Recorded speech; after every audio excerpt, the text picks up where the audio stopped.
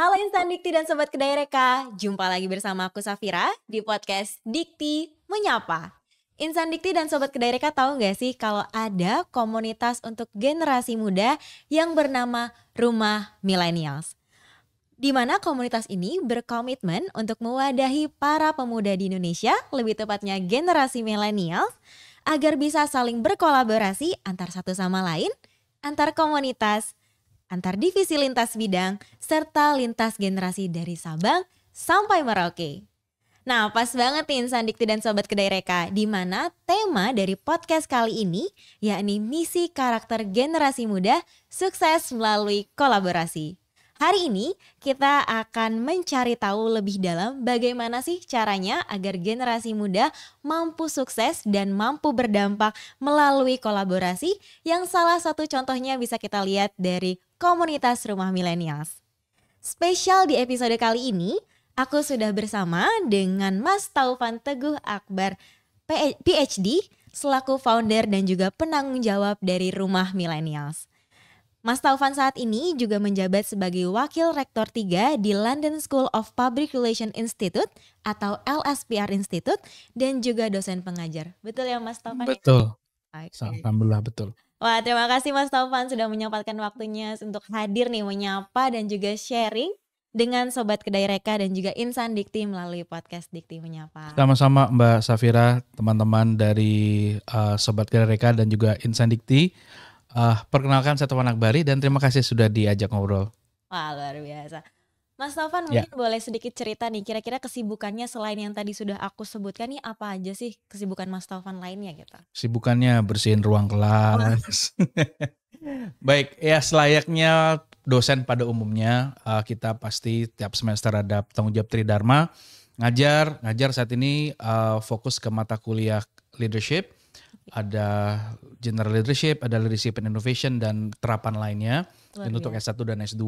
Lalu terkait dengan penelitian dan tridharma juga masih berjalan. Kalau memang semangat riset ini udah nggak kayak dulu. Kalau dulu tuh sendiri gitu ya, lalu pusing sendiri, riset sendiri. Sekarang tuh kalau nggak bareng kayaknya nggak menjadi culture yang oke. Jadi sehingga tiap semester pasti riset sesama dosen di internal ataupun cross university gitu. Kalau pengabdian juga ya? kolaborasi itu jadi harus jadi kayak gaya hidup, bukan hanya komunitas.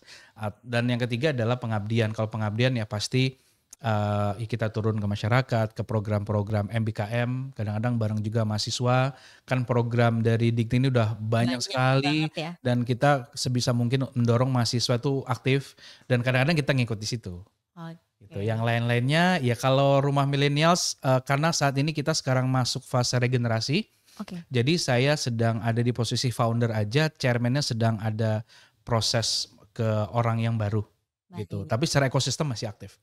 Oke, tadi kita udah ngomongin Rumah Millennials nih. Kalau Rumah Millennials sendiri boleh diceritain gak nih Mas kepada Insan Dikti dan juga Sobat Kedai Reka supaya lebih tahu lagi kira-kira Rumah Millennials tuh seperti apa sih yang saat ini dinaungi oleh Mas Taufan? Ya, thank you Mbak Safira. Jadi sebenarnya secara singkat inspirasinya dari 2012 ketika itu saya mulai program doktoral dan memungkinkan untuk saya ngobrol sama banyak sosok anak muda yang punya gerakan. Gerakan itu basisnya komunitas, NGO, ataupun mungkin inisiatif sendiri. Nah di situ perjalanan saya ngobrol dengan informan yang notabene usianya 17 sampai 33 tahun. Di situ saya ketemu beberapa sosok nama anak muda seperti Manusman. Ketika itu dia belum bikin ruang guru misalkan. Dan ada banyak lagi sampai sekarang. Nah di situ saya terinspirasi bahwa dari 50 lebih anak muda yang saya wawancara, itu mereka punya satu kesamaan. Mereka punya kepedulian, mereka punya gerakan, tapi mereka ada di bubble masing-masing. Mereka ada di circle-nya masing-masing. Di kotaknya masing-masing. Sometimes they don't know each other. Mereka nggak tahu satu sama lain. Terus saya kepikiran di 2016 akhir, terus saya kepikiran, saya punya kontak anak-anak muda Indonesia yang luar biasa, inspiratif. Tapi kok mereka nggak saling kenal ya gitu. Tapi kok mereka asik sendiri-sendiri gitu. Nah, disitulah saya coba berpikir ada keinginan seperti pengen eksperimen sosial. Gimana kalau orang-orang ini saya satu di satu wadah. Nah jadi sebelum Rumah Millennials ada namanya satu grup WhatsApp Saudara Lintas Karya. Lintas Karya. Itu mau founder komunitas, NGO, politik, non politik campur semua di sana. Tapi karena satu dan lain hal saya ingin lebih mengkerucut ke usia produktif. Nah akhirnya saya bikin satu lagi entitas Rumah Millennials yang mana isinya memang teman-teman muda yang sudah punya gerakan baik itu individu ataupun secara kelompok yang memang gerakannya non partisan gitu. Dalam artian mereka punya inisiatif. Nah, di situ ada struktur, ada mulai dari dewan pembina, ada board of advisor, ada ketua bidang, sampai 54 ketua bidang ketika itu, sampai ketua bidang Pancasila, ketua bidang ideologi, dan memang representatif orang yang dicari di posisi itu yang memang ada di situ. Jadi kita memang membidik spesialis-spesialis di bidang tertentu. Kayak misalkan ketua bidang pengembangan teknologi, ada memang anak muda yang dulunya Google Ambassador dan bersedia. Nah, tapi karena sekarang sudah masuk tahun ke-7, nah kakak-kakak itu udah masuk ke fase keluarga. Oh. Udah ada di domain yang berbeda, ya berkarir. Nah itu kan satu fase yang kita tidak bisa pungkiri. Nah Betul. jadi saat ini kami sedang masuk fase regenerasi. Kita lagi mencari sosok-sosok Gen Z dan Alpha yang kurang lebih punya semangat berkarya yang mirip. Oke. Mereka punya inisiatif, punya startup, punya komunitas untuk sebenarnya become part of the ecosystem anak muda yang punya karya biar saling kenal. Intinya itu sebenarnya. Oke. Kalau gimmick program dan juga ada aktivasi itu part bagaimana kita memperkuat jaringan yang sudah ada. Nah sekarang idle ya berjalan sebagaimana mestinya dan kita istirahat dulu di tahun politik ini. Nanti kita akan gas lagi setelah tahun politik selesai. Oke, jadi Rumah Milenial sudah berdiri sejak tahun 2017 bulan Juli 2017. 22 tanggal 22. Berarti sekarang kurang lebih sudah Masuk hampir usia ke-6. ke-6 ya? Betul. Oke, jadi tujuan dari Rumah Milenial sendiri adalah untuk Membentuk platform jejaring untuk anak-anak muda yang punya karya untuk bisa mengexcel dampaknya lebih luas lagi. intinya mewadahi ya. Mewadahi, lebih ke wadah ya. Oke, Betul. Mas Taufan. Tadi kan di awal juga aku sudah sempat menyebutkan nih bahwa tema dari podcast kali ini tuh adalah misi karakter generasi muda Ya. sukses melalui kolaborasi. Wah, ini relate banget ya sama Rumah Milenial gitu loh yang mengedepankan kolaborasi. Nah, bagaimana sih Mas Taufan ini melihat sukses bagi generasi muda gitu loh dalam konteks ini, baik dari segi pendidikan, karir, atau kontribusi positifnya terhadap masyarakat gitu, Mas? Ini mungkin terdengar klise atau ideal banget, tapi mungkin bisa jadi mimpi besar teman-teman muda yang sedang mengusahakan ini.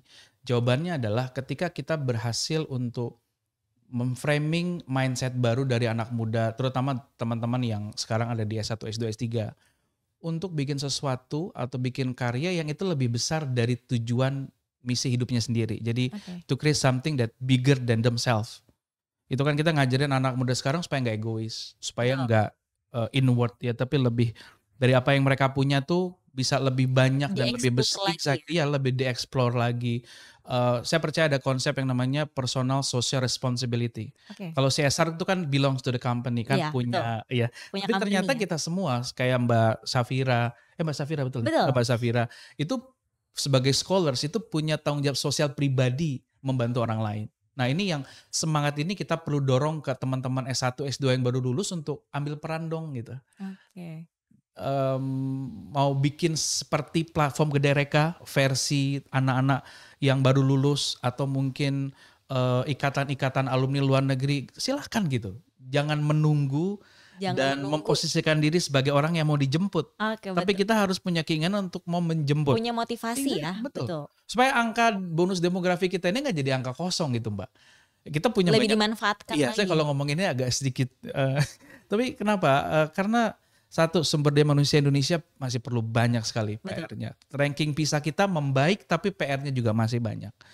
Anak muda Indonesia banyak yang pintar tapi mereka somehow perlu untuk dibimbing dan digiring dan disatukan gitu. Jadi PR kita masih banyak tapi tetap harus optimis. Oke, luar biasa ya Insan Dikti dan Sobat Kedai Reka. Ternyata sukses itu juga bisa kita lihat dari berbagai Iya. aspek ya Pak, Iya. apalagi dari diri kita sendiri Yes, lebih betul. tepatnya. Oh ya Pak Taufan, tadi kan aku juga sempat dengar terkait Rumah Millennials ini berangkat dari latar belakang bahwa adanya bonus demografi Indonesia yang didominasi oleh generasi muda ya lebih tepatnya. Sehingga perlu lagi nih dibarengin dengan kualitas dan karakter yang mumpuni Iya, lebih tepatnya. betul. Nah, menurut Mas Taufan sendiri sebagai founder dan juga penanggung jawab dari Rumah Millennials, karakter dan nilai seperti apa saja sih yang perlu gitu Mas dimiliki oleh generasi muda nih untuk menghadapi masa depan? Yang pertama nomor 1 adalah resilience, tangguh. Oke, tangguh ya. Penting ya, karena dunia sekarang tidak bisa diprediksi. Betul. banyak hal-hal skenario-skenario yang Di luar di luar prediksi ya? prediksi, lalu rencana-rencana yang sudah tersusun rapih tiba-tiba berubah Berantakan. dan berantakan. Eee, Lalu belum lagi tekanan-tekanan horizontal antara mereka, cara Cara pandang, pandang, pola makanya pikir. sekarang kan isu yang naik adalah mental health dan lain-lain, Betul, ya kan. Jangan-jangan isu itu sudah ada sejak lama, tapi tapi gara-gara baru. ada glorifikasi media seakan-akan jadi hal baru, Iya, ya betul. kan. Jadi tren yang sebenarnya jadinya social toxic gitu, Betul. ya kan. Akhirnya memanjakan Gen Z yang sebenarnya itu biasa. Justru kalau kamu nggak stres, kamu nggak menemui banyak cobaan, kamu nggak jadi orang yang kuat. Betul. Iya kan? Nah jadi balik lagi Nggak punya pengalaman nggak ya, punya Mas? pengalaman, nggak punya wisdom dan Betul. lain-lain. Nah jadi pertama adalah itu tadi resilience, ketangguhan. Kedua adalah kemampuan untuk membaca apa yang akan terjadi di masa depan. Oke. Skill to capture and predict the future. Termasuk adalah kemampuan anak muda untuk berjejaring dari sekarang, kemampuan untuk bikin inovasi. Jadi ditangkap nih kira-kira Indonesia 5, 10, 15 tahun lagi sektor apa yang akan meningkat, ambil peran dari sekarang. Itu kan berarti ada kemampuan predict the future. Nah, itu Memprediksi ya? memprediksi. Jadi bangsa kita tidak hanya menjadi bangsa yang ikut, tapi jadi bangsa yang memang bisa do something dan solving problem yang ada di masyarakat saat ini. Itu yang kedua. Yang ketiga adalah become a problem solver, become a social problem solver. Kita bisa lihat bagaimana, nih nggak apa-apa ya mention satu komunitas yang memang ada Pandawara Group. Itu Ya, kan 5 orang anak muda fokus di satu isu, bisa membawa nama baik Indonesia dan bisa bikin perubahan di grassroots. Itu 5 orang mewakili 200 juta anak muda Indonesia lain. Bagaimana kalau anak muda lain punya semangat yang sama, inisiatif yang sama? Pasti lebih 100 orang aja, 100 komunitas aja kayak Pandawara. Beres ini bareng Indonesia ini insya Allah lebih baik. Permasalahan semakin berkurang ya, Mas? Betul. Nah makanya saya tadi bilang jangan sampai kita fokus ke infrastruktur yang sifatnya fisik, tapi kita lupa fokus ke infrastruktur sumber daya manusia. Oke. Ini tugas kita semua, bukan hanya tugas guru, bukan hanya tugas dosen, bukan hanya tugas kementerian, tapi tugas seluruh masyarakat yang punya call to action, punya social awareness yang bagus.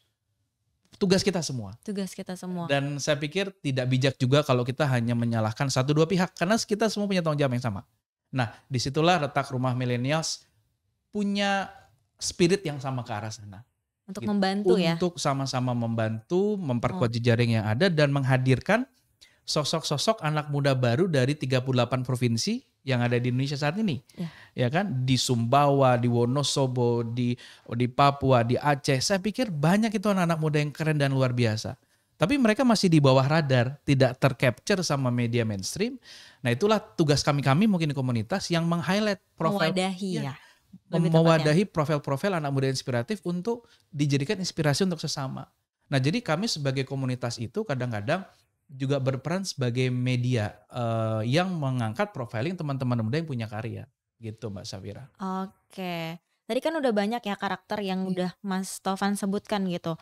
Menurut Mas Taufan nih, bagaimana sih karakter tersebut itu bisa memainkan peran yang penting gitu untuk mencapai kesuksesan pribadi dan juga memberikan kontribusi yang positif gitu Mas bagi masyarakat? Ya kalau kita ambil dari contoh yang pertama, ketika teman-teman tidak mudah menyerah, maka sebenarnya akan banyak kesempatan baru yang akan ditawarkan. Kesempatan baru yang muncul ya? Kesempatan baru yang muncul. Dan yang selanjutnya adalah untuk teman-teman muda yang punya resilience yang bagus, itu dapat kesempatan untuk dikasih peran lebih. Gitu karena hari gini orang pintar banyak. Betul. Orang yang punya prestasi banyak, orang yang bisa membentuk personal branding dengan baik banyak, tapi aspek soft skill, karakter itu yang paket lengkap tuh nggak jarang. Nah aspek resilience itu masuknya ke soft skill itu tadi. Nah yang menarik adalah karakter pemimpin yang dibutuhkan di era extreme uncertainty seperti sekarang, pemimpin yang punya daya daya tangguh dalam arti resilience juga bagus. Ya, kurang lebih seperti itu. Jadi banyak kesempatan yang muncul, dikasih lebih banyak opportunity dan juga yang paling penting adalah menjadi teladan buat yang lain, menjadi inspirasi. Inspirasi lebih tepatnya menjadi inspirasi buat sesama. Untuk generasi muda juga lebih betul. Ngelihat leadernya nggak gampang nyerah, nggak gampang nyalahin orang, nggak gampang nyalahin keadaan, tapi selalu fokus ke solusi dan menjahit orang-orang itu kayaknya enak banget gitu. Karena Jadi role model ya lama-lama. inspirasi saya itu sebenarnya karena saya senang film superhero, Mbak. Oh, Mau itu DC Comics, Marvels dan lain-lain. One of my idol adalah Profesor X, X-Men. X-Men. X-Men. Oke. Jadi saya ngeliat bahwa orang dengan keterbatasan di kursi roda, tapi dengan daya Daya kita pikir. intelektual yang luar biasa, dia bisa menghimpun banyak jagoan, tapi bisa tetap saling respect satu sama lain dan menyelesaikan tantangan bareng-bareng. Nah itu kayak imajinasi utopia itu saya coba praktekkan, bisa Praktekkan. nggak sih? Walaupun sebenarnya sulit Susah-susah juga. gampang ya. Itu kan isinya orang dengan ego-ego yang sangat Betul. tinggi. Ya kan? Dengan karakternya Dengan masing-masing ya. karakternya beda-beda, makanya perlu banyak saling kenal, dialog gitu, saling dengar. Nah itu alhamdulillah perlahan-lahan mulai turun egonya, saling kenal dan akhirnya saling kolaborasi. Oke, luar biasa. Insan Dikti dan Sobat Kedareka wajib banget nih punya karakter yang tadi sudah Mas Taufan sampaikan ya, supaya Insan Dikti dan Sobat Kedareka bisa menjadi generasi muda yang berdampak tentunya bagi masyarakat. Nah, Mas Taufan, ngomong-ngomong soal generasi muda nih, kan kita tahu ya bahwa generasi muda itu merupakan akademisi yang terkoneksi dan dengan teknologi dan juga jejaring global gitu loh. Generasi muda ini kan juga berperan penting dalam urgensi kualitas pendidikan yang ada di Indonesia lebih tepatnya. Menurut Mas Taufan sendiri, bagaimana sih kolaborasi ini mampu memperluas peluang dan juga memperkuat kualitas generasi muda? Sangat amat extremely important dan potential. Kalau ngomongin anak muda itu kan tentunya sangat luas ya Mbak. Ya. Anak muda kita bisa bagi klaster yang memang berpendidikan tinggi dan non berpendidikan tinggi. Anak muda yang ada di urban dan di non urban gitu ya. Anak muda yang memang dia terpapar teknologi dan tidak terpapar teknologi. Tapi dalam hal ini karena kita ada di forum Dikti Menyapa, mungkin saya hanya akan bahas di ruang lingkup mahasiswa dan mahasiswi perguruan tinggi yang kurang lebih kalau saya nggak salah nanti mohon dikoreksi jumlahnya sekitar 8,5 sampai 9 juta mahasiswa kita saat ini. Saat ini ya. Saat ini. Nah, bayangkan dan kita punya 4.200 lebih kampus di seluruh Indonesia dan semua punya kekuatan, punya potensi yang luar biasa. Nah, itu kalau kita belajar dari Kedareka aja itu kan baru dari industri ke perguruan tinggi. Nah, bagaimana kalau antar perguruan tinggi dengan para jagoan-jagoan di kampusnya bisa saling duduk bareng, ngobrol bareng, menyelesaikan masalah bareng, akan banyak keajaiban dan hal keren terjadi. Okay. Jadi sebenarnya pemerintah ataupun kami-kami ini punya peran lebih seperti fasilitator dan kolaborator menjembatani anak-anak muda itu untuk nurunin egonya, ngobrol, saling kenal, dan menyelesaikan masalah bareng-bareng.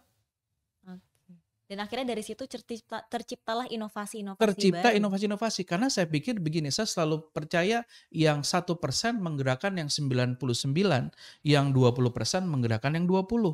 Nah kita mungkin posisinya adalah teman-teman intelektual ini yang di perguruan tinggi itu ada let's say di 1% yang punya potensi menggerakkan yang 99 gitu. Dibanding kita mungkin ambil capture generasi muda terlalu luas tapi nggak tahu generasi muda yang mana. Okay. Generasi muda kan yang sekarang kalau ditanya, generasi muda kan Gen Z atau Alpha misalkan gitu. Betul. Beda zaman saya milenial awal dengan yang sekarang. Kalau milenial awal tuh kita punya kayak homogenitas gitu loh. Kalau band, band tertentu aja, let's say Coldplay semua ya kan. Lalu mungkin dulu Peter Pan sebelum jadi Noah itu kan. Atau mungkin Dewa 19. Kalau sekarang itu pasar anak muda tuh terkotak-kotak, more specialist and more diverse and more niche.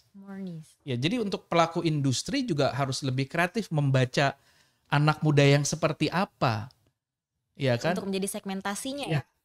Jangan sampai menyasar anak muda yang dimana anak muda itu nggak mau dibantu. Oke. Ya kan? Nah, jadi fokuslah ke anak-anak muda yang memang mau dibantu dan mau maju, Mbak. Gitu. Kadang-kadang kita menghabiskan energi untuk fokus ke anak muda yang memang nggak mau dibantu untuk lebih baik. Nah itu juga perlu dipikirkan untuk strategi pendekatan anak muda ke depan. Itu sebenarnya. Nah tadi kan juga udah ngomongin soal sedikit dibahas terkait hambatan ya Pak. Lebih terakhir Mas Taufan sampaikan tuh adalah hambatan. Iya. Kira-kira tantangan dan hambatannya secara lebih spesifik ini apa aja sih? Kira-kira yang dihadapin oleh generasi muda nih dalam pembentukan karakter melalui kolaborasi itu sendiri? Role model. Ya, mereka lebih butuh banyak role model yang bisa ditiru untuk banyak keteladanan. Okay. Misal dalam hal siapa sih profesor atau sosok senior yang bicara tentang inovasi di industri penerbangan, di industri teknologi pangan, di industri AI, di industri misalkan bicara tentang augmented reality dan banyak lagi bidang-bidang. Mereka butuh sosok. Dan sosok itu perlu diglorifikasi sama media sehingga banyak anak muda yang look up lebih cerah melihat Indonesia bahwa oh banyak ya abang-abang kita yang keren, mbak-mbak kita yang keren, kakak-kakak senior kita yang bisa dijadikan harapan bangsa ini. Nah sekarang mereka tuh kayak kebingungan gitu loh Mbak. Kalaupun ada sosok kayaknya orangnya itu lagi gitu. Oke, jadi Seakan-akan kurang nggak ada di-highlight inspirasi ya. lagi. Iya, Iya, kurang padahal di-highlight yang banyak, lain. betul. Jadi hambatannya kita lebih butuh banyak glorifikasi media terkait dengan figur-figur anak muda yang bagus dan ini butuh satu mekanisme sistem seperti bootcamp ya atau mungkin pelatihan yang workshop yang terencana dan juga bisa diukur outcome sama outputnya. Oke. Gitu. Harus didesain sedemikian mungkin karena kita nggak bisa berpikir udah deh let it flow nanti akan kebentuk sulit Ya kalau sekali pikiran seperti karena itu. bangsa ini terlalu banyak distraksinya. Betul. Jadi segala sesuatu harus di planning dengan sangat baik dan dikawal dengan orang-orang yang memang punya integritas dan semangat untuk merubah bangsa ini. Gitu. Oke, sekarang bila kita berkaca nih Pak dari tantangan dan juga hambatan yang tadi sudah disampaikan ya, ini kurang ter-highlight-nya role model gitu loh untuk Iya itu generasi kalau muda. dari saya betul. Oke. Bagaimana sih kira-kira menurut Mas Taufan sendiri selain buat bootcamp dan segala macamnya itu, gimana caranya untuk mengatasi hambatan tersebut nih Mas? Atau bagaimana kita sebagai generasi muda nih bisa melihat hambatan dan tantangan tersebut malah menjadi peluang gitu loh untuk generasi muda?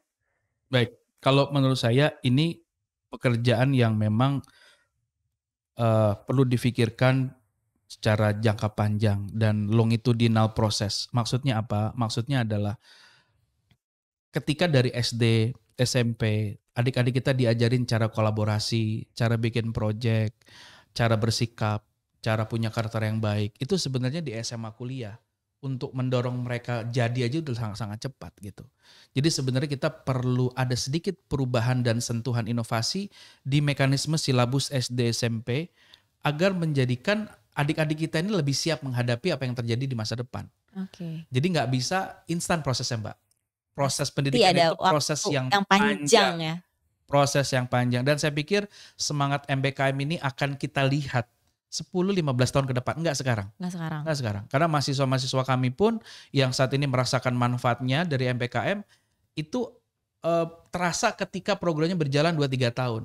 Oke. Wah, aku ternyata bisa ketemu dengan pihak industri yang bikin aku ternyata lebih begini, lebih begitu. Oh, networking aku semakin bagus.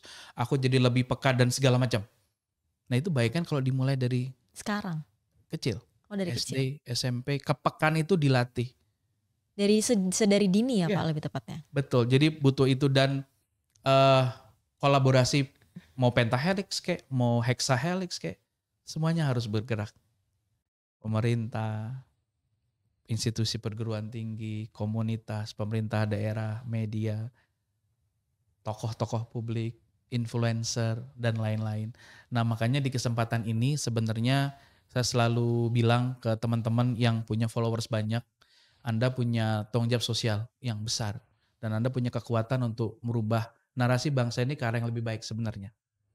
Dan saya selalu ngajak ke teman-teman public figure juga kalau bisa jadi intellectual public figure. Oke. Yang mengajak followernya ke arah yang memang lebih baik dan lebih banyak manfaat. Oke. Gitu kurang lebih. Oke, nah aku mau nanya juga nih. Boleh. Pak Mas Taufan sendiri punya pengalaman gak sih untuk mengatasi hambatan dan juga mengembangkan karakter positif dari para generasi muda? Baik. Karena kan Mas Taufan sendiri menaungi banyak generasi muda di rumah millennials gitu ya. Dan di kampus. Dan di kampus lebih tepatnya. Nah gimana sih caranya Mas Taufan nih atau mungkin pengalaman tersendirinya Mas Taufan? Kalau pengalaman yang sudah-sudah nih paling sederhana dari kampus aja.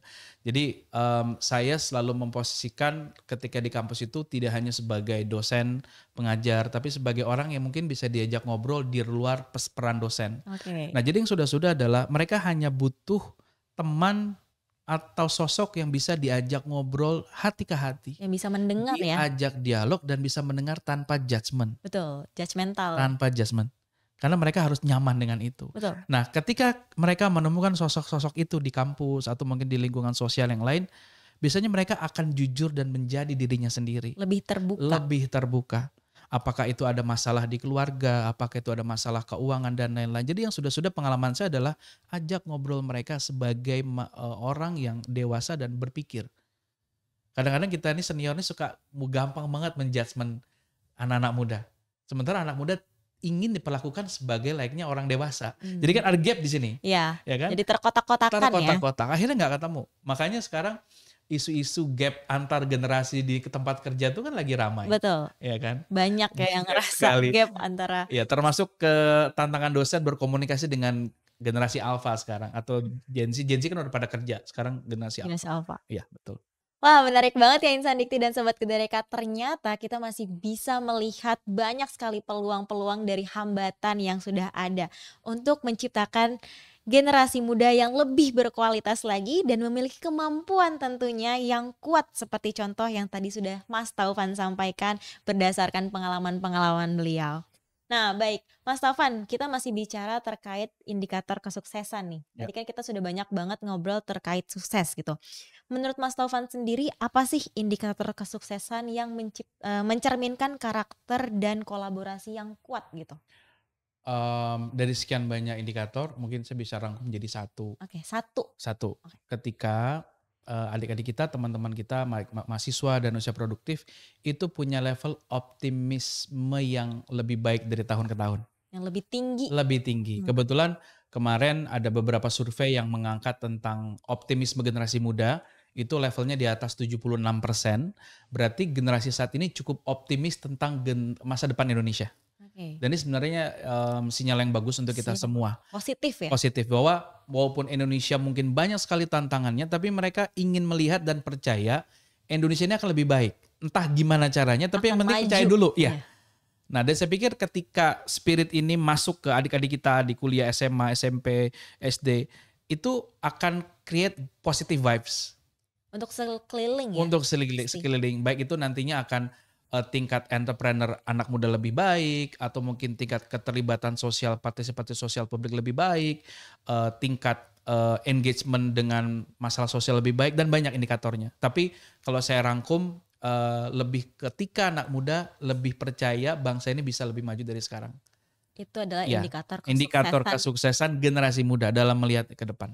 Oke, karena berangkat dari anak muda yang bisa melihat bahwa Indonesia akan maju, itu akan menjadi positive vibe yang nantinya akan menjadi role model untuk sekeliling juga ya Mas. Betul. Dan satu hal, saya sering bilang ke teman-teman mahasiswa bahwa gini, bedanya teman-teman yang terdidik dan tidak terdidik dalam artian punya kesempatan bangku kuliah dan adalah di antara dikotomi pilihan optimis dan pesimis. Walaupun kita tahu nih realitanya ini kayaknya sulit, pesimis.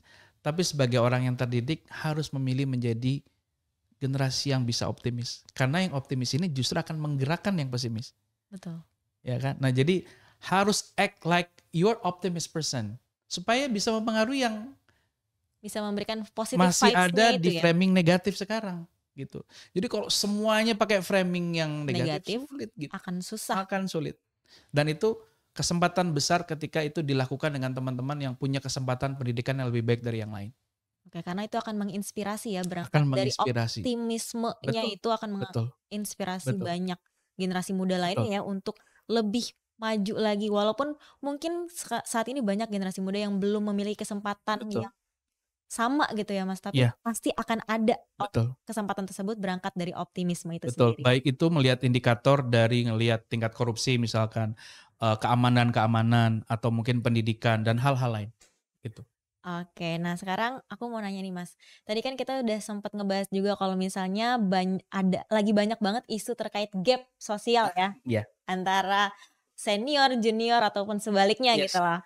Nah, bagaimana sih generasi muda ini mampu berkolaborasi dengan generasi yang lebih tua gitu atau lintas generasi? Karena kan di era yang semakin modern ini banyak lintas generasi yang masih saling mengkotak-kotakan umur gitu loh. Dilihat dari banyaknya gap-gap sosial yang ada gitu loh. Menurut Mas Taufan sendiri bagaimana sih membuka peluang untuk berkolaborasi dan berbagi pengalaman mereka gitu loh? Antar generasi. Iya. Yang sudah miskom dan misunderstanding antar generasi itu terjadi ketika mereka enggan berkomunikasi. Mereka Oke. nyaman dan membuat diri mereka di asumsinya masing-masing. Dan asumsi itu kan membunuh ya. Iya. Asumsi itu merusak gitu. Nah jadi instead of bertahan dengan asumsi masing-masing, yang generasi muda ingin Pengennya melihat itu. bosnya itu membimbing. Ingin melihat bosnya itu memberikan direksi yang jelas.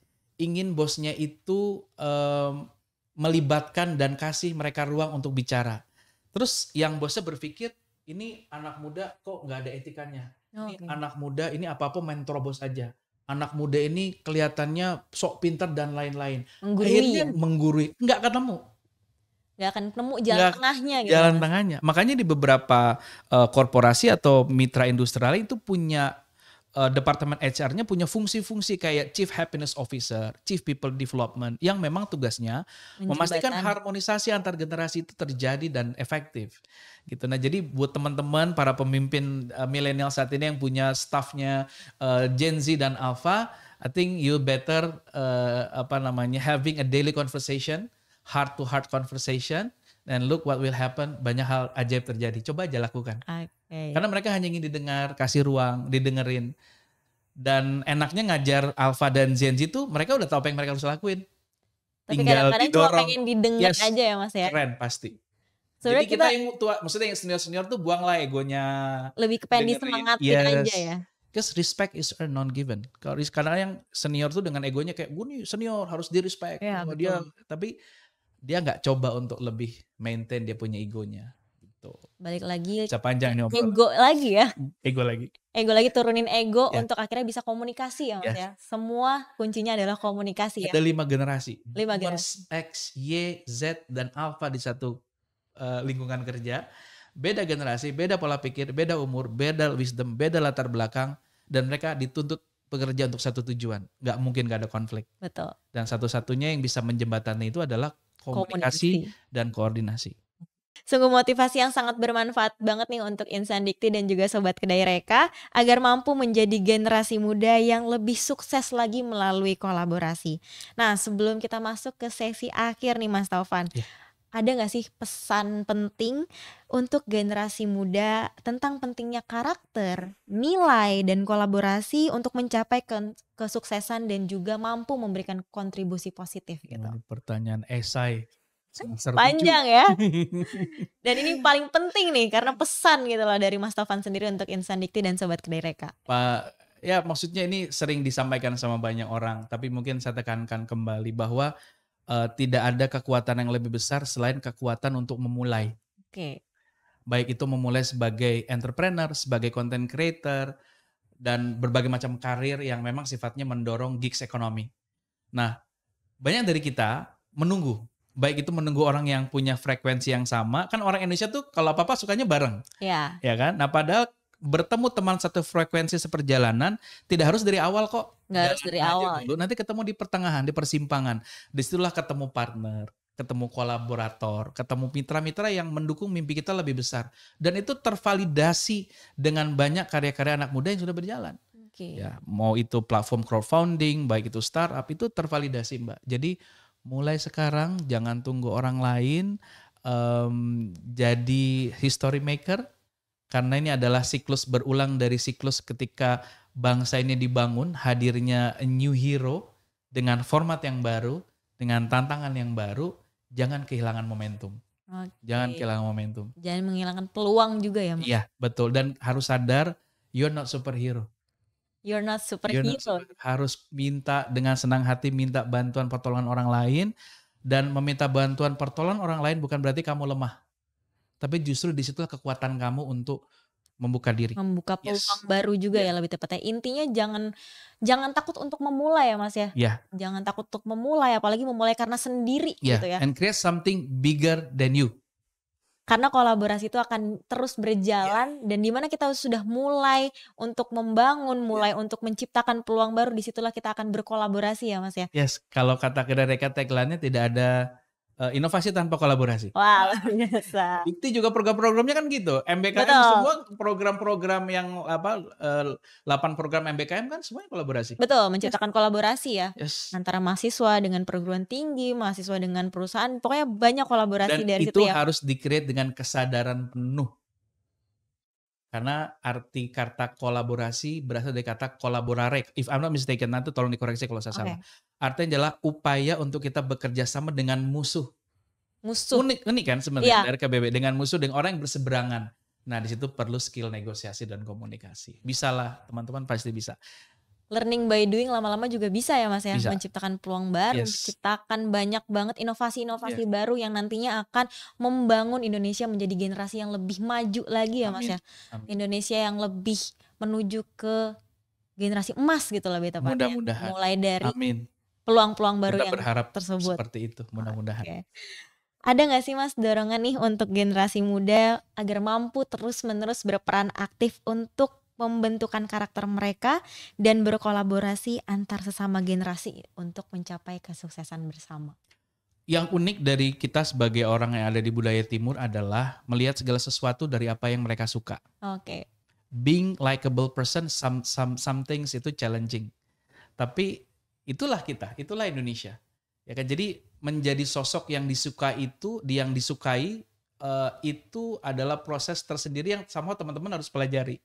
Disukai itu proses yang saya pikir dilakukan dengan keteladanan, ya, keteladanan dalam mengambil keputusan, keteladanan dalam berkarya, keteladanan dalam bikin inovasi, keteladanan dalam mengelola emosi, anger management, dan berbagai macam hal lain. Dan itu yang akan membuat teman-teman dapat trust gitu. Nah, jadi teman-teman ini sekarang SMA, kuliah, yang insan dikti yang sedang berjuang gitu ya, bikin karya dan itu bisa menyenangkan, dalam artian bisa bermanfaat untuk banyak orang, gandeng teman-temannya, jadi problem solver juga.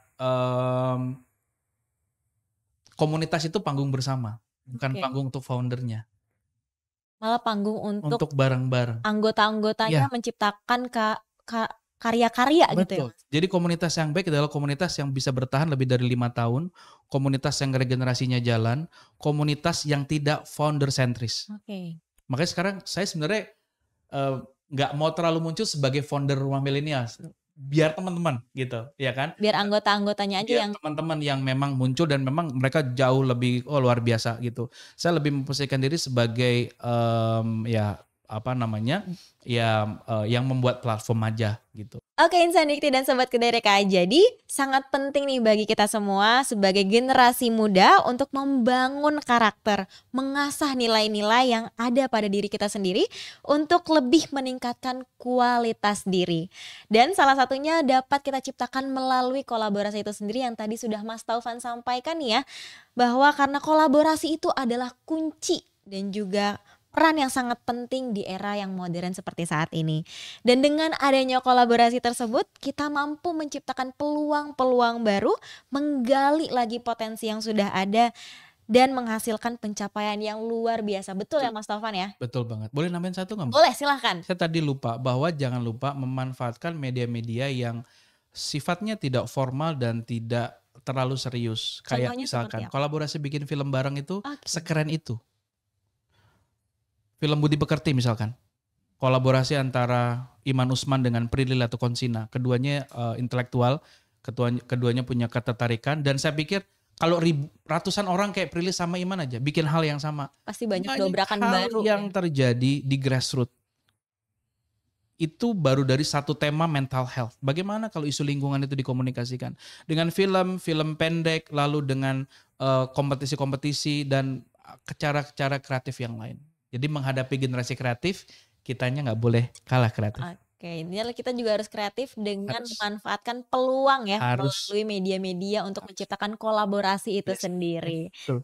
Oke, gak kerasa nih udah hampir 1 jam aku ngobrol sama Mas Taufan. Terima kasih. Terima kasih banyak Mas Taufan sudah menyempatkan waktunya untuk hadir nih di podcast Dikti Menyapa. Banyak banget ya manfaat-manfaat dan juga insight baru yang kita dapatkan dari Mas Taufan. Mas, terima kasih kembali Mas Sama-sama Taufan. dengan senang Sudah hati. datang Terima ke kasih podcast sudah Dikti diundang di Menyapa. Dikti Menyapa. Semoga berkenan dan mohon maaf apabila hal-hal ada yang dirasa kurang berkenan. Mohon maaf ya. Mohon maaf kembali Mas Taufan. Semoga podcast Dikti Menyapa episode kali ini bisa memberikan informasi yang bermanfaat untuk Insan Dikti dan juga Sobat Kedai Reka. Untuk Insan Dikti dan Sobat Kedai Reka, gali terus kemampuanmu, perkuat kualitas, dan bangun jejaring kolaborasi agar mampu berdampak dan menjadi generasi muda yang lebih sukses menuju generasi emas Indonesia. Jangan lupa untuk like, komen, dan juga subscribe channel YouTube Ditjen Dikti-Ristek ya, supaya kamu gak pernah ketinggalan informasi-informasi menarik lainnya. Kalau gitu aku Safira dan juga Mas Taufan izin pamit undur diri dari podcast Dikti Menyapa episode kali ini. Kalau gitu sampai jumpa di episode selanjutnya. Terima kasih.